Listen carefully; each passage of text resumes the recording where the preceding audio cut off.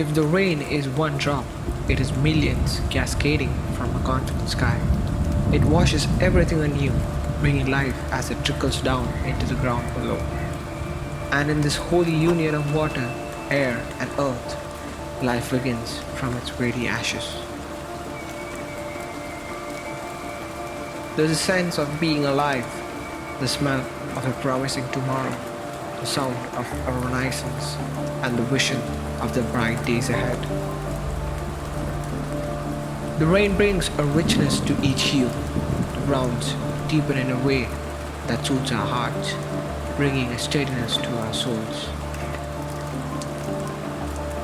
The greens become glossy, reflecting the light, a new bright shine to their wands, softly waving in the breeze.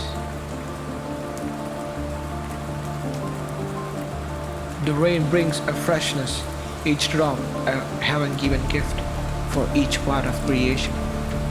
The gloomy skies always give way to a lightful glow, ever present, but not always in our eyes. And it takes the rain to come down for us to look up and see something we never saw in the first place.